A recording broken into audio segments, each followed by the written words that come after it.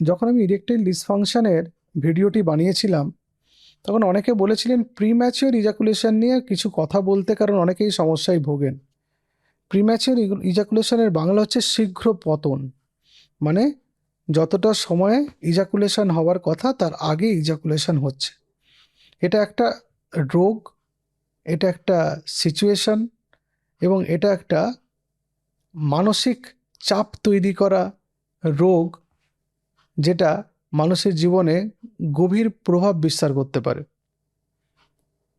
আজকে এই premature ejaculation নিয়ে আপনাদের সঙ্গে কিছু কথা বলতে চাই। প্রিম্যাচিওর ইজাকুলেশনটা হচ্ছে এমন একটা অবস্থা যেক্ষেত্রে পেনিট্রেশন বা ইন্টারকোর্সের কিছু সময় পরে বা স্টিমুলেশনের কিছু সময় পরে তার লিঙ্গ থেকে সিমেন বেরিয়ে আসছে, এবং এটা একটা গভীর উদ্বেগের বিষয় হয়ে দাঁড়ায় কারো কারো ক্ষেত্রে, কারণ সেক্সুয়াল স্যাটিসফ্যাকশন এখানে খুব একটা পাওয়া যায় না। এই প্রিম্যাচিওর ইজাকুলেশনের দু ধরনের কারণ হয় জানেন, একটা হচ্ছে সাইকোলজিক্যাল কজ আর একটা হচ্ছে বায়োলজিক্যাল কজ। মানে সাইকোলজিক্যাল মানে মানসিক কিছু কারণ থাকে আর কিছু সত্যিকারের কারণ থাকে। এই মানসিক কারণ 4 ধরনের হতে পারে। সেই 4টে কারণের প্রথমটা হলো পারফরমেন্স অ্যাংজাইটি, মানে আগে থেকেই তার মাথার মধ্যে ঘুরপাক খাচ্ছে যে আমি পারফর্ম করতে পারবো না এবং তার পার্টনারকে স্যাটিসফাই করতে পারবো না, সেই জন্য আগে থেকেই ভয় পেয়ে থাকছে। তার জন্য ওভার স্টিমুলেশনের জন্য ইজাকুলেশন হয়ে যাচ্ছে, মানে স্পার্ম বেরিয়ে আসছে, সিমেন বেরিয়ে আসছে। 2 নম্বর হচ্ছে স্ট্রেন বা স্ট্রেস বা মেন্টাল ফ্যাটিক, যাই বলুন না কেন, সেই জন্য কোনো কারণে মনে করুন স্ট্রেস, কাজের জায়গাতে বসের সঙ্গে বনিবনা হচ্ছে না, অথবা যে কাজ করছে যে কাজটা যদি আনন্দ পাচ্ছেন না, সেটার প্রভাব কিন্তু তার যৌন জীবনেও পড়ে। সেই ক্ষেত্রে তার প্রিম্যাচুর ইজাকুলেশন হওয়ার সম্ভাবনা থাকে। 3 নম্বর হচ্ছে রিলেশনশিপ ইস্যু, তার পার্টনারের সঙ্গে তার সম্পর্ক অতটা ভালো নেই, কিন্তু শরীরের চাহিদাতে তাকে এই সম্পর্কে লিপ্ত হতে হচ্ছে, এটা একটা তার মানসিক চাপ, এবং সেই ক্ষেত্রে দেখা যায় যে প্রিম্যাচুর ইজাকুলেশনের মতো ঘটনা ঘটছে, এবং এটা প্রায়শই দেখতে পাওয়া যায়। আর 4 নম্বর হচ্ছে পোস্ট ট্রমা বা নেগেটিভ সেক্সুয়াল এক্সপিরিয়েন্স। আগের বারে সেক্সুয়াল অ্যাক্টিভিটিতে তার স্যাটিসফ্যাকশন অতটা ভালো ছিল না, অথবা তার অভিজ্ঞতা অতটা ভালো ছিল না, অথবা তার আগের কোনো পার্টনারের সঙ্গে তার সেক্সুয়াল রিলেশন ছিল এবং সেই জিনিসটা তার মাথার মধ্যে থাকে, তাকে হন্ট করে বেড়ায়, ফলে নতুন পার্টনারের সঙ্গে তার অ্যাক্টিভিটিতে তারও প্রিম্যাচুর ইজাকুলেশনের মতো ঘটনা ঘটছে, কারণ সেই স্টিমুলেশনটা, সেই প্লেজারটা আগের মতো তিনি পাচ্ছেন না, অথবা সেই জিনিসটা তাকে গভীরভাবে অ্যাফেক্ট করেছে বা প্রভাব বিস্তার করেছে তার মনের মধ্যে, সেক্ষেত্রে প্রিম্যাচিওর ইজাকুলেশন হতে পারে। এরপরে আমরা বায়োলজিক্যাল যে কজেসগুলো আছে, কারণগুলো আছে, সেগুলো নিয়ে আলোচনা করব। একটা হচ্ছে, তার মধ্যে 1 নম্বর হচ্ছে হরমোনাল ইমব্যালেন্স। যদি কোনো কারণে ব্রেনে সেরোটোনিন কম থাকে তাহলে প্রিম্যাচিওর ইজাকুলেশন হয়, কারণ তার এক্সাইটমেন্টটা সে বেশিক্ষণ সেক্সুয়াল অ্যাক্টিভিটির সময় ধরে রাখতে পারে না।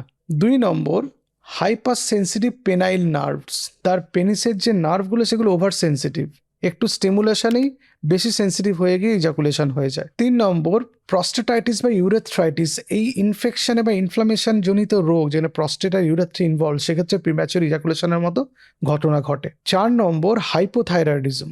হাইপোথাইরয়েডিজম আমরা জানি লস অফ লিবিডো হয়। হাইপোথাইরয়েডিজমে এই প্রিম্যাচুর ইজাকুলেশন খুব কমন, দেখা গেছে এই হোল্ড করে রাখার ক্ষমতাটা অনেকটা কমে যায় হাইপোথাইরয়েডিজম থাকলে।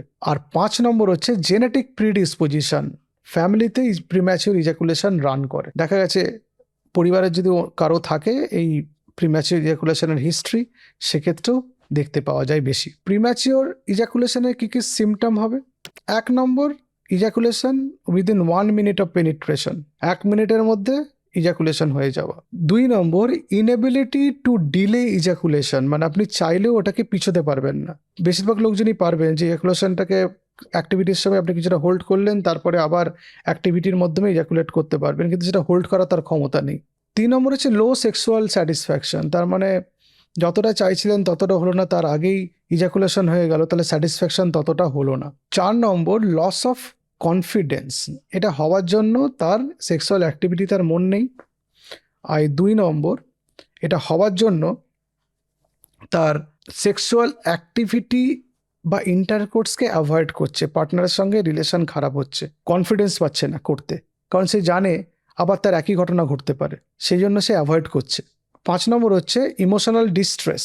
একটা তো এম্বারাসমেন্ট, একটা ডিসস্যাটিসফ্যাকশন, একটা অ্যাংজাইটি, আপনি যাই বলেন না কেন, এই প্রিম্যাচিউর ইজাকুলেশনের সঙ্গে 3টে টার্মই সমানভাবে সম্পর্কযুক্ত, সেই জন্য তাদের অসুবিধা হয়। এর ডায়াগনোসিস কিভাবে করা যায়? 1 নম্বর, হিস্ট্রি নিয়ে পেশেন্ট আপনাকে বলবে তার প্রিম্যাচিউর ইজাকুলেশন হচ্ছে বা সিমেন আগে বেরিয়ে যাচ্ছে। 2 নম্বর, ইন্সপেকশন, তা পেনিসে কোনো রকম প্রবলেম আছে কিনা, প্রস্টেটে কোনো প্রবলেম আছে কিনা, সেটা ইন্সপেক্ট করে দেখে বুঝতে হয়। 3 নম্বর, অন্যান্য কোনো অসুখ আছে কিনা সেটা দেখা, থাইরয়েড সমস্যা, ইরেকটাইল ডিসফাংশন, প্রস্টেটাইটিস, সেরকম কিছু প্রবলেম আছে কিনা।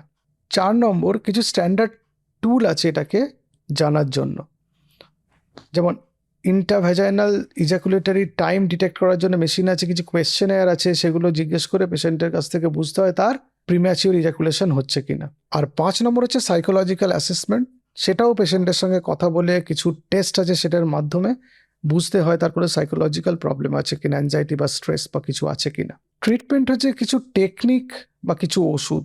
টেকনিকের মধ্যে স্টার্ট আর স্টপ টেকনিক বলে একটা টেকনিক আছে, যে স্টার্ট করলো ইন্টারকোর্সে, তারপর যে সময় মনে হবে ইজাকুলেশন হবে সেটা স্টপ করে দেওয়া, তারপরে আবার তার আর্জটা চলে যাওয়ার পরে আবার শুরু করা, তাতে টাইমটা কিছুটা বেশি পাওয়া যায়। 2 নম্বর হচ্ছে স্কুইজ টেকনিক। যখন ইজাকুলেশন হবে মনে হচ্ছে পেনাইল টিপটা জেন্টল ম্যাসাজ করলে দেখা যায় যে ইজাকুলের রিফ্লেক্সটা চলে যায়, তারপরে আবার ইন্টারকোর্স করা যায়, এটা আর একটা পদ্ধতি। 3 নম্বর হচ্ছে কিগেলস এক্সারসাইজ বা পেলভিক ফ্লোর এক্সারসাইজ, সেক্ষেত্রে দেখা যায় প্রিম্যাচিউর ইজাকুলেশনের চান্সেস বা পার্সেন্টেজ অনেক ক্ষেত্রে কমে। 4 নম্বর হচ্ছে স্লো এবং ডিপ ব্রিদিংয়ে সিম্প্যাথেটিক অ্যাক্টিভিটি বা সিম্প্যাথেটিক নার্ভাস সিস্টেম যেহেতু ইনহিবিটেড হয়, সেক্ষেত্রে দেখা যায় ইজাকুলেশন হওয়ার চান্স কমে, সেই জন্য প্রিম্যাচিউর ইজাকুলেশনে খুব হেল্প পাওয়া যায়। ব্রিদিং এক্সারসাইজ খুব ইম্পর্ট্যান্ট অ্যাসপেক্ট এটাতে। 5 নম্বর হচ্ছে পর্নোগ্রাফি এবং এক্সেসিভ মাস্টারবেশন অ্যাভয়েড করা। এক্ষেত্রে দেখা যায় প্রিম্যাচিউর ইজাকুলেশনের সম্ভাবনা অনেক ক্ষেত্রে কমে যায়। 6 নম্বর হচ্ছে কিছু ওষুধ আছে, যেমন SSRI গ্রুপের ওষুধ, সাটালিন, এসিটালোপ্রাম, সেগুলো প্রিম্যাচিউর ইজাকুলেশনে অনেক ক্ষেত্রে হেল্প করে। ট্রপিক্যাল অ্যানাস্থেটিক ক্রিম আছে, লিগনোকেন উইথ প্রাইলোকেন কম্বিনেশন, সেগুলো ইউজ করলে প্রিম্যাচিউর ইজাকুলেশনের চান্স অনেক কমে। 8 নম্বর, ফসফোডাইএস্টারেজ ইনহিবিটার, সিলিনাফিল, টাডালাফিল, এগুলো ইরেকটাইল ডিসফাংশন প্রিভেন্ট করার সাথে সাথে বা ইরেকটাইল ডিসফাংশনের ট্রিটমেন্টের সাথে সাথে প্রিম্যাচিউর ইজাকুলেশন অনেক ক্ষেত্রে কম হয়। 9 নম্বর, আন্ডারলাইন কন্ডিশনগুলোকে ট্রিট করতে হয়, হ্যাপোথাইরয়েডিজম, প্রস্টেটাইটিস বা অন্য কোনো ইনফেকশন থাকলে সেগুলোকে ট্রিট করতে হয়, সেক্ষেত্রে দেখা যায় অনেক উপকার পাওয়া যায়।